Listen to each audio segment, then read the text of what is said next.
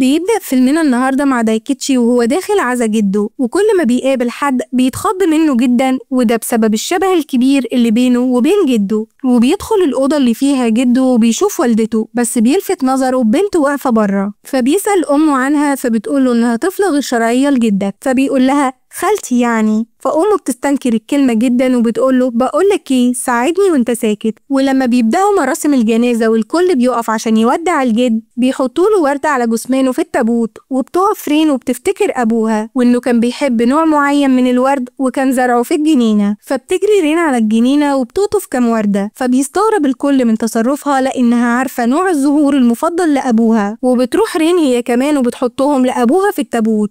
وبعد ما بتخلص الجنازة بيكون الكل متجمعين وبيناقشوا مصير الطفلة غير الشرعية زي ما بيسموها، وما بيكونش في حد حابب يتحمل مسؤوليتها، فبيقرروا يودوها دار أيتام. بس دايكيتشي بيتضايق جدا من الفكرة وبيروح يقف جنب البنت وبيسألها لو تحب تروح معاه، فالبنت بتمسك فيه كأنه أمل جديد ليها. وفعلا تاني يوم الصبح بيصحى دايكيتشي مخضوضة على صوت رين وهي بتقوله إنها جعانة، فبيدخل دايكيتشي الحمام وبيفضل يأنب نفسه لأنه بيحس إنه اتدبس بسبب تسرعه. المهم إنه بيقعد ياكل هو ورين، وبعد ما بتخلص طبقها بتطلب أكل تاني، فدايكيتشي بيحط لها رز، فرين بتعمل منه كور صغيرة وبتحط لدايكيتشي في طبقه، فبيضحك دايكيتشي على تصرفها وبيشكرها وبيكملوا أكل في هدوء. بعد كده بيخرج دايكيتشي مع رين عشان يشتري لها شوية هدوم لأن ما بيكونش عندها لبس كافي، فبيلاحظ إنها اختارت أكتر من بنطلون أو شورت، فبتقوله إنها مش هينفع تلبس فستان في الروضة، فبيتصدم لأنه مش بيكون عنده فكرة عن المواضيع اللي زي دي. بس للحظ وهو قاعد عند محل ألعاب عشان رين تختار لعبة، بتتصل بيه أخته كازومي، فبيسألها إزاي يعرف يختار روضة مناسبة لرين، فبتقوله مش انت اللي عملت بطل من الأول، البس بقى يا حلو، وبتقفل المكالمة.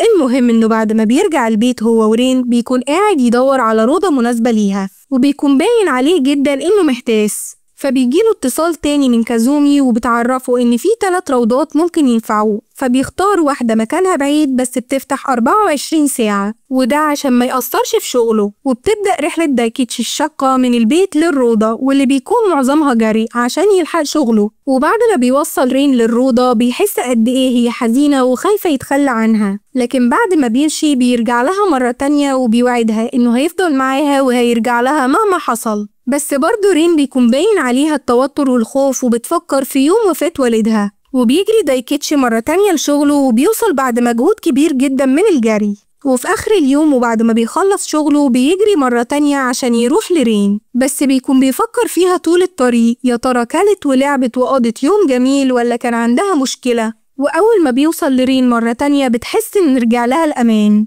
وبيقضي دايكيتشي وقت حلو جدا مع رين رغم المجهود الشاق اللي بيتكرر كل يوم عشان يوديها الروضة ويروح على شغله، وبعدين يرجع ياخدها ويرجعوا على البيت مع بعض. وفي يوم من التعب بعد ما بيرجعوا البيت بيناموا من التعب على الأرض من غير حتى ما يغيروا هدومهم. بس دايكيتشي بيصحى على تليفون من كازومي بتعرفه إنه لازم يجدد اشتراك الروضة خلال 3 أيام، فبيتصدم وبيفتكر كلام أمه عن تضحياتها عشان ولادها، فبيروح تاني يوم الشغل وبيطلب من مديره إنه يتنقل لمنصب أقل عشان يقدر يرجع بدري لرين ويقضي معاها وقت أكتر. بس مديره بيكون مستغرب من قراره ده، ورغم كده بيوافق. وفريق دايكيتشي في الشغل بيكونوا زعلانين، وواحد منهم بيقوله يطلب مساعدة من حد من أهله، بس دايكيتشي بيكون حاسس بالمسؤولية تجاه رين وبيلم متعلقاته وبيمشي. وتاني يوم بنشوف دايكيتشي ورين وهم بيستعدوا لرحلتهم اليومية، بس الروضة أقرب وشغل مختلف. وبيخرج دايكيتشي ورين من البيت وبرضه بيجروا كالعادة، بس دايكيتشي بيفكر وبيقول لنفسه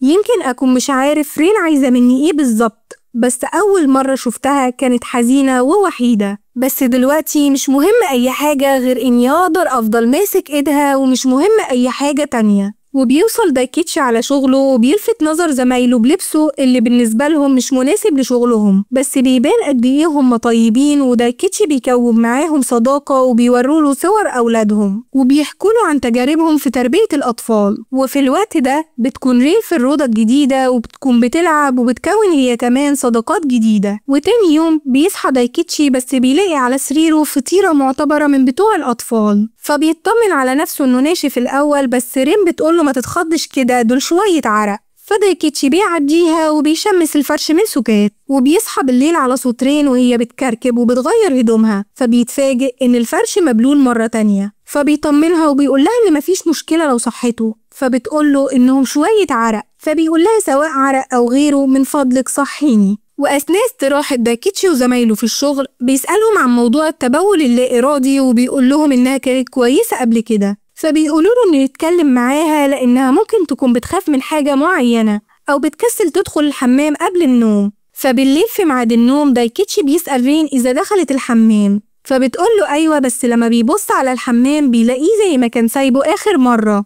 فبيرجع لرين وبيقول لها إنه عارف إنها ما راحتش الحمام، وبيقعد قدامها وبيسألها لو خايفة من حاجة، فبتسكت رين وما بترضاش ترد. فبيقول لها طيب اتأكدي إنك تدخلي الحمام قبل ما تنامي. فبتقوله طيب هيحصل إيه لو بليت السرير على أي حال؟ فبيقول لها مفيش إحراج ولا حاجة وإنتي لسه صغيرة. وعشان يطمنها بيقول لها إنه ياما عمل فطير لحد ما بقى عنده 6 سنين، وإنه كان شغال وزير الري في البيت وكان مغرقهم. فبتضحك رين على كلامه بس بتغير الموضوع، وبتسأله إذا كان هيموت هو كمان زي أبوها. فدايكيتشي بيحس بخوفها وبيقول لها إنه مش هيموت، فبتقول له أبداً. فبيقول لها إن الوقت اللي ممكن يموت فيه ممكن تكون هي كبرت وبقى عندها أولاد وأحفاد كمان. فبتسأله إذا كانت هتموت هي كمان لما تعجز، فبيسكت وبيحس قد إيه موت أبوها خوفها. فبيقول لها مفيش داعي من الخوف من الأمور اللي زي دي، وبياخدها في حضنه. وبعد كده بيقعدوا على باب البيت وبيبدأ دايكيتشي يقرب من رين أكتر، وبيسألها لو فاكرة حاجة عن جده. فبتقوله ياه حاجات كتير، وبتبدأ تفتكر وتحكي عن جده، وبتقوله على عادات جده لما بيصحى من النوم ولما بيلعب رياضة، وبتخلي دايكيتشي يعمل معاها نفس حركات جده. وبتقوله ازاي كان جدها بيجري على جهاز الجري، وبيضحك دايكيتشي على كلامها وحركاتها. بس رين بتفاجئه بسؤال بيغير مجرى الكلام، وبتقوله هو بابا راح فين؟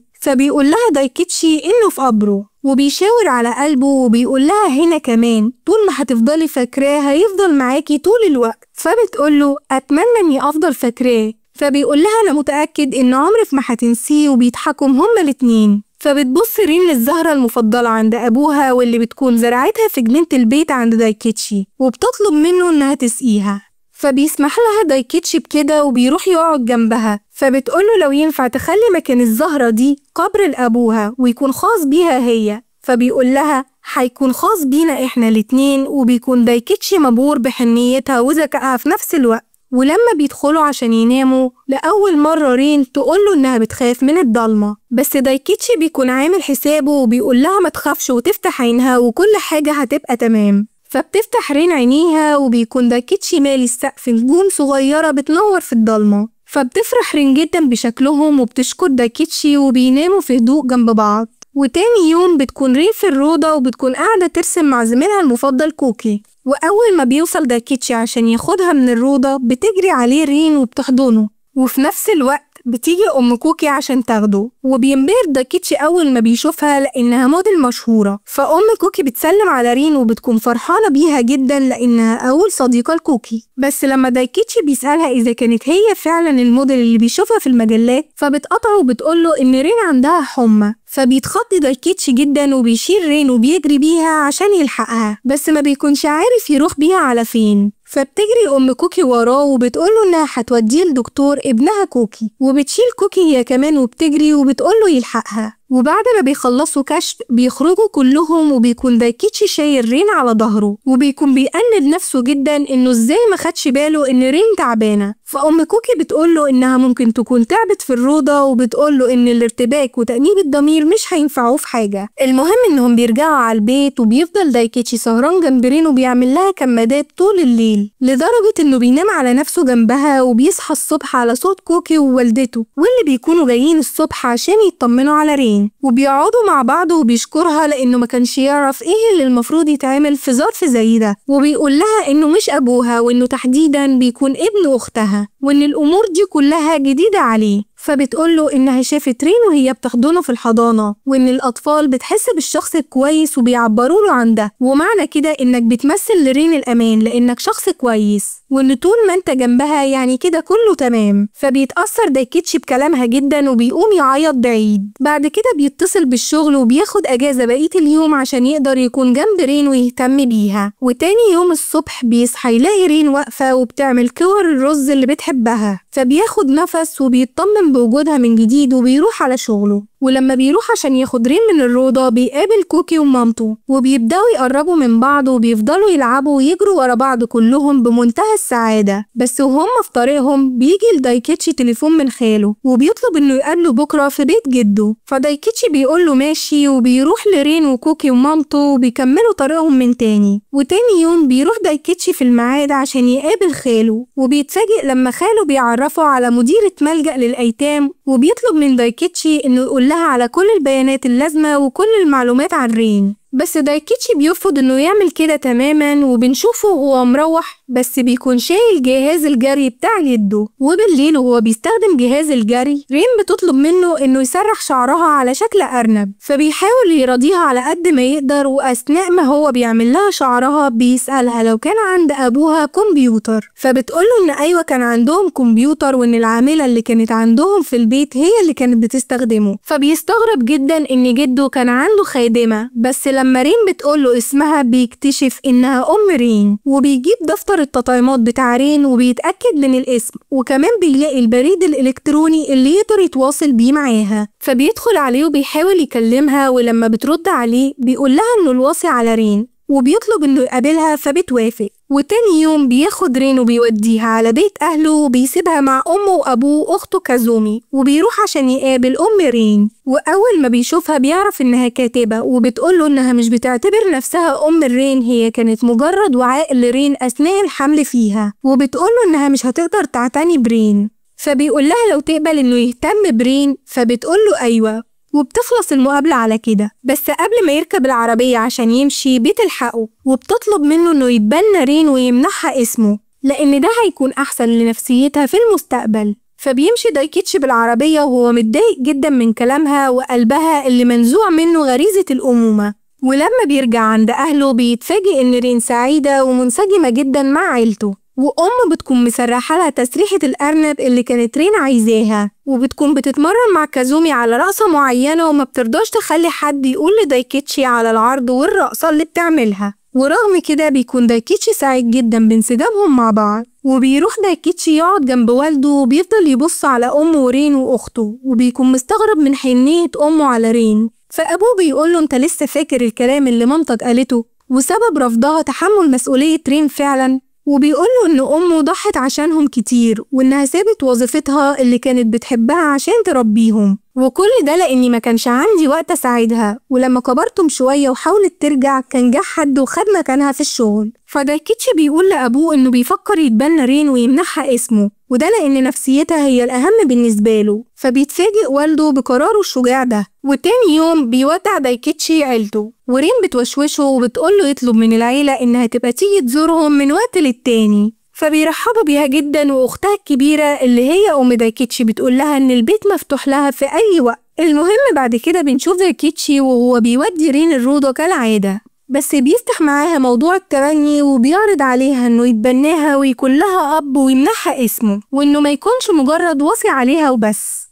هي بتفضل تحتفظ باسمها زي ما هو. وفي اللحظة دي وقبل ما يكملوا كلام بيجي كوكي ومامته من وراهم جري، وكوكي بياخدها وبيروحوا على الروضة. بعد كده بيكونوا قاعدين وسط زمايلهم، والمعلمة بتسأل حد من الأطفال عن رسمته، فبيقول لها إنه راسم مامته وباباه وهم معاه في صالة البولينج. فبيسمعهم كوكي وبيكون باين عليه الحزن، فبتتكلم المعلمة مع الطفل وبتدي إعجابها برسمته. بس في اللحظة دي بيكون كوكي ورين اختفوا من الفصل. وبنروح لدايكيتشي في الشغل اللي بيجيله تليفون من الروضة وبيبلغوه بإن رين وكوكي مفقودين، فبيجري عشان يدور عليها وهو بيزعق وبيقول إن رين مفقودة. فكل زمايله في الشغل بيروحوا وراه عشان يساعدوه إنه يلاقيها. في نفس الوقت بتكون مامة كوكي في شغلها برضه وبيجيلها اتصال وبتعرف إن الأطفال مفقودين، فبتجري هي كمان عشان تدور على ابنها. وفي الوقت ده بيكون كوكي ورين بيجروا لوحدهم في الشارع، وبيفضل دايكيتشي وزمايله يدوروا في كل مكان، ووالدة دايكيتشي كمان بتكون مخضوضة جدا وخايفة على رين، وأبو دايكيتشي بيركب عجلته وبينضم لهم عشان يدوروا على رين، وبيستمر البحث في كل مكان عن الطفلين. بس كوكي ورين بيكونوا راحوا عند قبر والد كوكي، وبيقول لها إن مامته بتيجي هنا ساعات وبتكون بتضحك بس في الأصل بتكون حزينة، وإنها مخبية عليه إن والده متوفي بس هو عارف الحقيقة. فرين بتزعل عشانه وبتقوله إن أبوها هي كمان متوفي، فبيستغرب كوكي جدا لأنه بيكون مفكر إن دايكيتشي هو أبوها، فبتقوله إن أبوها حد تاني وإنه كان شخص عجوز. فكوكي بيقول لها إنه مش هيشوف أبوه مرة تانية، فبتقوله طب يلا نودعه، وبتحط وردة على القبر. وبيفضل كوكي يبكي وبيقول لأبوه هو قد إيه مشتاق له وبيفضل ينده عليه، فبتتأثر رين جدا هي كمان وبتبكي وبتنده على أبوها. المهم إننا بنشوف دايكيتشي ومامة كوكي وهم قاعدين في بيت دايكيتشي بمنتهى اليأس وقلة الحيلة، بس بيتفاجئوا بصوت على الباب وبيطلع كوكي ورين، وكوكي بيقول لأمه إنه كان عند قبر أبوه عشان يودعه، فبتحضنه وبتقوله قد إيه هو شجاع وبتعتذرله إنها كانت مخبية عليه وفاة والده. ودايكيتشي بيقول لرين هو قد إيه كان قلقان عليها، وبيتكلم في التليفون وبيبلغ إنه خلاص لقاها، وبياخدها في حضنه وبيفضل يبكي. وبالليل بيكون رين وكوكي ناموا جنب بعض وبيقعد الكبار مع بعض، وأم كوكي بتعتذر لدايكيتشي لأن كوكي هو اللي أخد رين ومشي بيها من الروضة، فدايكيتشي بيقول لها الحمد لله إن هم بخير. فهي بتقعد تعيط وبتقوله إنها كانت بتزعق لكوكي كتير لما فقد والده عشان كان بيقعد ساكت فترات طويلة، وإنها حاسة إنها مش الأم اللي يستاهلها كوكي. بس دايكيتشي بيقول لها إنها ربت طفل صالح، وإنه كان مفكر نفسه إنه هيبقى أب صارم، بس لما رين اختفت اكتشف إنه أب جبان وبيخاف عليها جدا، بس هي بتقوله إنه أب صالح ومربي رين كويس. وبعد كده بيجي يوم العرض وبيقدم كوكي ورين وزمايلهم مسرحية ورقصة، والكل بيكون حاضر وبيكونوا مبسوطين برقص رين وجمالها وشقاوتها. ولما العرض بيخلص بيخرج الكل وبيلعب دايكيتشي مع كوكي، وبترقص رين مع أختها وجوزها في منتهى السعادة. المهم إن دايكيتشي بيستمر في حياته مع رين وبيوصلها للروضة، بس بيقول لنفسه إنه مش عارف إذا كان قدر يشفي قلب رين ولا هي اللي شافته،